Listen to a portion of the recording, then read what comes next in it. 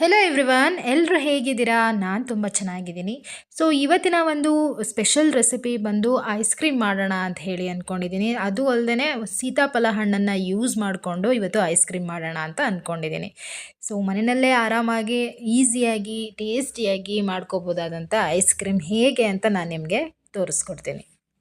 ಮೊದಲಿಗೆ ನಾನಿಲ್ಲಿ ಬಳಸ್ತಾ ಇರೋವಂಥದ್ದು ಗೋಡಂಬಿ ಮತ್ತು ಬಾದಾಮಿನ ನೆನೆಸಿಟ್ಟಿದ್ದೀನಿ. ಸೊ ನಿಮಗೆ ಎಷ್ಟು ಪ್ರಮಾಣದಲ್ಲಿ ಬೇಕು ಅನ್ನೋದನ್ನು ನೀವು ತೊಗೋಬೇಕಾಗುತ್ತೆ. ನಾನಿಲ್ಲಿ 2 ಹಣ್ಣನ್ನು ಯೂಸ್ ಮಾಡ್ತಾಯಿದ್ದೀನಿ. ಸೊ ಒಂದು 7ರಿಂದ 8 ಬಾದಾಮಿ ಮತ್ತು ಗೋಡಂಬಿ ಎರಡನ್ನೂ ಕೂಡ ಹಾಲಲ್ಲಿ ನೆನೆಸಿ ಇಟ್ಟಿದ್ದೀನಿ. ಫಸ್ಟು ಹಣ್ಣನ್ನೆಲ್ಲ ತಿರುಳನ್ನೆಲ್ಲ ನಾವು ತೆಗೆದು ಸೆಪ್ರೇಟಾಗಿ ಇಟ್ಕೋಬೇಕಾಗತ್ತೆ.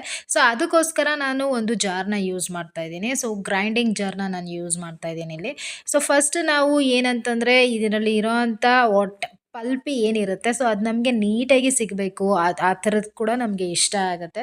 ಸೊ ಐಸ್ ಕ್ರೀಮ್ ತಿನ್ನುವಾಗ ಪಲ್ಪ್ ಸಿಕ್ಕಿದ್ರೂ ಕೂಡ ನಮಗೆ ಚೆನ್ನಾಗಿರುತ್ತೆ. ಸೊ ಹಾಗಾಗಿ ಫಸ್ಟು ಹಣ್ಣನ್ನು ನೀಟಾಗಿ ನಾವು ಬಿಡಿಸ್ಕೊಂಡು ಅದರಲ್ಲಿ ನಾವು ಬೀಜನ ಸೆಪ್ರೇಟ್ ಮಾಡ್ಕೋಬೇಕಾಗತ್ತೆ. ಸೀಸನ್ ಇದ್ದಾಗಂತೂ ಮಿಸ್ ಮಾಡ್ಕೊಳ್ಳೋಕ್ಕೆ ಹೋಗಬೇಡಿ ಅಂತ ಹೇಳ್ತೀನಿ. ಯಾಕಂದರೆ ಡಿಫ್ರೆಂಟ್ ಟೇಸ್ಟ್ ಇದೆ ಇಲ್ಲಿ ನಮಗೆ ಈ ಐಸ್ ಕ್ರೀಮು. ಸೊ ಬೇರೆ ಥರ ಐಸ್ ಕ್ರೀಮ್ ಎಲ್ಲ ನಾವು ಇದುವರೆಗೂ ತೊಗೊಂಡಿದ್ದೀವಿ. ಲೈಕ್ ಮ್ಯಾಂಗೋ ಐಸ್ ಕ್ರೀಮ್ ಆಗಿರ್ಬೋದು, ಅಥವಾ ವೆನಿಲಾ ಆಗಿರ್ಬೋದು, ಸ್ಟ್ರಾಬೆರಿ ಐಸ್ ಕ್ರೀಮ್ ಆಗ್ಬೋದು. ಈ ಥರದ್ದೆಲ್ಲ ನಾವು ಆಲ್ರೆಡಿ ಟೇಸ್ಟ್ ಮಾಡಿದ್ದೀವಿ. ಬಟ್ ಇವಾಗ ಟ್ರೆಂಡಲ್ಲಿ ಬಂದಿರೋ ಅಂಥದ್ದು ಇದು ಸಫಲ್ ಐಸ್ ಕ್ರೀಮ್ ಅಂತಲೇ ಫೇಮಸ್ ಆಗಿದೆ. ಸೊ ಇದು ತುಂಬಾ ಟೇಸ್ಟಿಯಾಗಿರುತ್ತೆ. ಜೊತೆಗೆ ಹಣ್ಣಿನ ಸ್ವೀಟ್ನೆಸ್ ಕೂಡ ತುಂಬಾ ಜಾಸ್ತಿ ಇರುತ್ತೆ. ಸೊ ಹಾಗಾಗಿ ನೀವು ಸ್ವೀಟ್ನ ಬಳಸ್ಕೋಬೇಕಾದ್ರೆ ಸ್ವಲ್ಪ ನೀವು ಬಳಸ್ಕೊಂಡ್ರೆ ಸಾಕು. ಸೊ ತುಂಬಾ ಸ್ವೀಟ್ ಅಂತಲೇ ಅನಿಸುತ್ತೆ, ಸಾಕಾಗುತ್ತೆ ನಮಗೆ ಸ್ವೀಟ್ನೆಸ್ಸು. ಇನ್ನು ಇದರ ಬೆನಿಫಿಟ್ಸಿಗೆ ಬಂದರೆ, ಸೊ ನ್ಯಾಚುರಲ್ ಆಗಿ ಸ್ಕಿನ್ ಇನ್ಫೆಕ್ಷನ್ಸ್ ಏನಾದರೂ ಆಗಿದ್ರೆ ಕಡಿಮೆ ಮಾಡುತ್ತೆ. ಜೊತೆಗೆ ಆ್ಯಂಟಿ ಏಜಿಂಗ್ ಪ್ರಾಪರ್ಟೀಸ್ ಇದೆ ಇದರಲ್ಲಿ. ನಮ್ಮ ಡೈಜೆಷನಿಗೆ ಒಳ್ಳೆಯದು, ಮತ್ತು ನಮ್ಮ ಹೇರ್ ಗ್ರೋತಿಗೆ ಒಳ್ಳೆಯದು. ಜೊತೆಗೆ ಮಾಯಿಶ್ಚರೈಸ್ಡ್ ಹೇರ್ನ ಮೇಂಟೈನ್ ಮಾಡ್ಬೋದು ಇದನ್ನು ಸೇವಿಸೋದ್ರಿಂದ. ಜೊತೆಗೆ ಕ್ಯಾನ್ಸರ್ನ ಫೈಟ್ ಮಾಡುವಂಥ ಪ್ರಾಪರ್ಟೀಸು ಇದರಲ್ಲಿ ನಮಗೆ ಸಿಗುತ್ತೆ. ಅಷ್ಟೇ ಅಲ್ಲ, ಆ್ಯಕ್ನಿ ಮತ್ತು ಪಿಂಪಲ್ಸ್ ಏನಾದರೂ ಇದ್ದರೆ, ಸೊ ಏನಾದರೂ ಸ್ಕಿನ್ ಡ್ಯಾಮೇಜಸ್ ಇದ್ದರೆ ಅದನ್ನು ಕೂಡ ಸರಿ ಮಾಡುತ್ತೆ ಅಂತ ಹೇಳ್ತಾರೆ. ಸೊ ಇಷ್ಟೆಲ್ಲ ಬೆನಿಫಿಟ್ಸ್ ಇರುವಂಥ ಈ ಹಣ್ಣನ್ನು ನೀವು ಯಾವಾಗಲೂ ಸೇವಿಸೋದ್ರಿಂದ ತುಂಬಾ ಬೆನಿಫಿಟ್ಸ್ ನಮಗೆ ಸಿಗುತ್ತೆ. ಸೊ ಟ್ರೈ ಟು ಯೂಸ್ ಅಂತ ಹೇಳ್ತೀನಿ.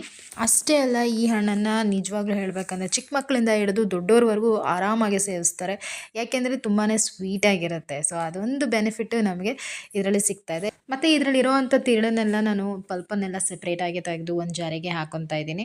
ಸೊ ಇದರಲ್ಲಿ ನಮಗೇನಂದರೆ ಇದನ್ನ ಉದ್ದೇಶ ಏನಪ್ಪ ಅಂತಂದರೆ, ನಾವು ಜಸ್ಟ್ ಬೀಜನ ಸೆಪ್ರೇಟ್ ಮಾಡೋದಕ್ಕೋಸ್ಕರ ಈ ಥರ ಮೆಥಡ್ನ ನಾನು ಯೂಸ್ ಮಾಡ್ತಾಯಿದ್ದೀನಿ. ಕೆಲವರು ಜಾಲರಿನೂ ಕೂಡ ಯೂಸ್ ಮಾಡ್ತಾರೆ. ನಾವು ಹೇಗೆ ಸೋಸ್ತೀವಿ ಅದನ್ನು ಚೆನ್ನಾಗಿ ಬೀಟ್ ಮಾಡಿದ್ರೆ, ಸೊ ಅದರಲ್ಲೂ ಕೂಡ ನಮಗೆ ಬೀಜ ಸೆಪ್ರೇಟ್ ಆಗುತ್ತೆ. ಇನ್ನು ಕೆಲವರು 1-2-3 ಸತಿ ಇದರಲ್ಲಿ ಮಿಕ್ಸಿನಾಗೂ ಕೂಡ ಹಾಕೊತಾರೆ. ಸೊ ಅದನ್ನು ಕೂಡ ಯೂಸ್ ಮಾಡ್ತಾರೆ. ಬಟ್ ನನಗಿದು ಬೆಸ್ಟ್ ಅಂತ ಅನ್ನಿಸ್ತು. ಸೊ ಹಾಗಾಗಿ ನಾನು ಈ ಥರದೊಂದು ಮೆಥಡ್ನ ನಾನು ಮಾಡ್ತಾಯಿದ್ದೀನಿ. ಸೊ ತುಂಬ ಬೇಗ ನಮಗೆ ಬೀಜ ಎಲ್ಲ ಈಸಿಯಾಗಿ ನಾವು ಆಚೆ ತೊಗೊಬೋದು. ಸೊ ನಮಗೆ ಪ್ಯೂರಾಗಿ ಪಲ್ಪ್ ಮಾತ್ರ ಬೇಕಾಗಿರೋದು. ಸೊ ಹಾಗಾಗಿ ಕೆಲವರು ಈ ಥರ ಐಸ್ ಕ್ರೀಮ್ನ ಪ್ರಿಪೇರ್ ಮಾಡಬೇಕಾದ್ರೆ ಫ್ರೆಶ್ ಕ್ರೀಮ್ನ ಬಳಸ್ತಾರೆ. ಸೊ ನಾನಿಲ್ಲಿ ಹೇಳ್ಬೇಕಂದ್ರೆ ಯಾವುದೇ ರೀತಿ ಫ್ರೆಶ್ ಕ್ರೀಮ್ನ ನಾನು ಯೂಸ್ ಮಾಡ್ತಿಲ್ಲ. ಸೊ ಅದ್ರ ಬದಲಾಗಿ ನಾನು ಏನು ಗೋಡಂಬಿ ಮತ್ತು ಬಾದಾಮಿನ ನೆನೆಸಿಟ್ಟಿದ್ದೀನಿ, ಸೊ ಇದರ ಪೇಸ್ಟನ್ನು ನಾನು ಯೂಸ್ ಮಾಡ್ಕೊತಾ ಇದ್ದೀನಿ. ಅದನ್ನು ನಾನು ಕ್ರೀಮ್ ಥರ ನಾನು ಯೂಸ್ ಮಾಡ್ತಾಯಿದ್ದೀನಿ. ಸೊ ಯೂಸ್ ಮಾಡಬೇಕು ಅಂತ ಅಂದವರು ಡೈರೆಕ್ಟಾಗಿ ಫ್ರೆಶ್ ಕ್ರೀಮ್ನ ನೀವು ಯೂಸ್ ಮಾಡ್ಕೊಳ್ಳಿ. ಸೊ ನಮ್ಮ ಮನೇಲಿ ಸದ್ಯಕ್ಕೆ ಫ್ರೆಶ್ ಕ್ರೀಮ್ ಅನ್ನೋದಿಲ್ಲ. ನಾನು ಐಸ್ ಕ್ರೀಮ್ ಪ್ರಿಪೇರ್ ಮಾಡಬೇಕಿತ್ತು, ನಮಗೆ ಎಮರ್ಜೆನ್ಸಿ ಇತ್ತು ಅಂತ ಅನ್ನೋರು ನೋಡಿ ಈ ಥರದ್ದು ಒಂದು ಐಡಿಯಾನ ನೀವು ಮಾಡ್ಕೋಬೋದು. ಏನಂದರೆ ಬಾದಾಮಿ ಮತ್ತು ಗೋಡಂಬಿನ ನೆನೆಸಿಟ್ಬಿಟ್ರೆ ಒಂದು 1/2 ಅವರ್ 1 ಅವರ್, ಸೊ ಅದು ಕೂಡ ನಮಗೆ ಪೇಸ್ಟ್ ಮಾಡ್ಕೊಂಡಾಗ ಸೇಮ್ ಟು ಸೇಮ್ ನಮಗೆ ಆ್ಯಸ್ ಇಟ್ ಈಸ್ ನಾವು ಕ್ರೀಮ್ ಏನು ನಾವು ಹೊರಗಡೆಯಿಂದ ತಂದು ಯೂಸ್ ಮಾಡ್ತೀವಿ, ಸೊ ಅದೇ ಥರನೇ ನಮಗೂ ಟೇಸ್ಟ್ ಕೂಡ ಕೊಡುತ್ತೆ. ಸೊ ಹಾಗಾಗಿ ಇದು ಬೆಸ್ಟ್ ಐಡಿಯಾ ಅಂತ ಅನಿಸುತ್ತೆ. ಜೊತೆಗೆ ಟೇಸ್ಟ್ ಕೂಡ ಎನ್ಹ್ಯಾನ್ಸ್ ಆಗುತ್ತೆ. ಇಲ್ಲಿ ನಾನು ಬೀಜ ಎಲ್ಲನೂ ಸೆಪ್ರೇಟ್ ಮಾಡ್ಕೊತಾ ಇದ್ದೀನಿ. ನೋಡಿ, ನೀವೇ ನೋಡ್ಬೋದು ಎಷ್ಟು ಈಸಿಯಾಗಿ ನಮಗೆ ಬೀಜಗಳೆಲ್ಲ ಹೊರಗಡೆ ಬಂದಿರೋದೆಲ್ಲ ಸಿಗ್ತಾ ಇದೆ ಅಂತ. ಸೊ ನಾವು ಆರಾಮಾಗಿ ಪಿಕ್ ಮಾಡಿ ಅದನ್ನು ಆಚೆ ಹಾಕ್ಬೋದು. ಸೊ ಹಾಗಾಗಿ ಈ ಮೆಥಡ್ ನನಗೆ ಬೆಸ್ಟ್ ಅಂತ ಅನಿಸುತ್ತೆ. ಸೊ ನಿಮಗೆ ಯಾವ ರೀತಿ ಆಗುತ್ತೆ, ನೀವು ಆ ಥರ ಬೀಜ ಸೆಪ್ರೇಟ್ ಮಾಡ್ಕೊಳ್ಳೋದನ್ನು ಮಾಡ್ಕೊಳ್ಳಿ.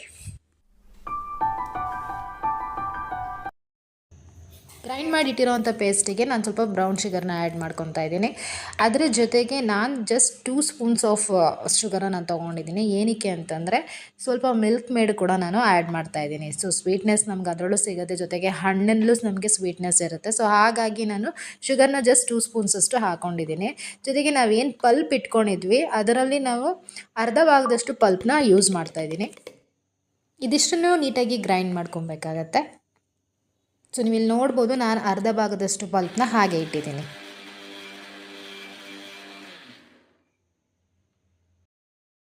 ಇವಾಗ ಗ್ರೈಂಡ್ ಮಾಡಿ ಇಟ್ಟಿರೋ ಅಂಥ ಒಂದು ಪೇಸ್ಟಿಗೆ ನಾವೇನು ಪಲ್ಪ್ ಇಟ್ಟಿದ್ವಿ ಅದನ್ನು ಹಾಕಿ ನಾನು ಮಿಕ್ಸ್ ಮಾಡ್ತಾಯಿದ್ದೀನಿ.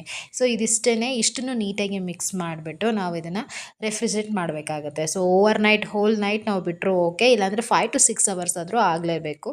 ಸೊ ಅದು ಐಸ್ ಕ್ರೀಮ್ ಥರ ನಮಗೆ ಬರೋದಕ್ಕೆ ನಾವು ಜಸ್ಟ್ ಒಂದು 5 to 6 ಅವರ್ಸ್ ಇಡಲೇಬೇಕಾಗುತ್ತೆ. ಸೊ ಅದಕ್ಕಿಂತ ಮುಂಚೆ ಇಟ್ಟರೆ ಅದು ಆಗೋದಿಲ್ಲ. ಸೊ ನಾನಿಲ್ಲಿ ಓವರ್ ನೈಟ್ ಫುಲ್ ನಾನು ಇಟ್ಟಿದ್ದೆ. ಸೊ ಹಾಗಾಗಿ ಇಷ್ಟು ನೀಟಾಗಿ ನನಗೆ ಐಸ್ ಕ್ರೀಮ್ ರೆಡಿಯಾಗಿದೆ. ಸೊ ಸೀರಿಯಸ್ಲಿ ಹೇಳಬೇಕು ಅಂತಂದರೆ ತುಂಬಾ ಟೇಸ್ಟಿಯಾಗಿತ್ತು. ಪ್ಲೀಸ್ ನೀವು ಯಾವಾಗಲಾದರೂ ನೀವು ಐಸ್ ಕ್ರೀಮ್ ತಿನ್ನಬೇಕು ಅಂತ ಅನಿಸಿದ್ರೆ ಪ್ಲೀಸ್ ಇದನ್ನು ಟ್ರೈ ಮಾಡಿ ಅಂತಲೇ ಹೇಳ್ತೀನಿ. ಇದಿಷ್ಟು ಆಗಿತ್ತು ಇವತ್ತಿನ ನನ್ನ ವ್ಲಾಗ್. ಸೊ ನನ್ನ ವಿಡಿಯೋ ನಿಮಗೆ ಇಷ್ಟ ಆಗಿದ್ರೆ ಲೈಕ್ ಮಾಡಿ, ಶೇರ್ ಮಾಡಿ ಮತ್ತು ಕಮೆಂಟ್ ಮಾಡಿ ಅಂತ ಹೇಳ್ತೀನಿ. ಮತ್ತು ಯಾರಾದರೂ ಸಬ್ಸ್ಕ್ರೈಬ್ ಮಾಡಿಲ್ಲ ಅಂತಂದರೆ ಸಬ್ಸ್ಕ್ರೈಬ್ ಮಾಡ್ಕೊಳ್ಳಿ. So thank you so much for watching my video.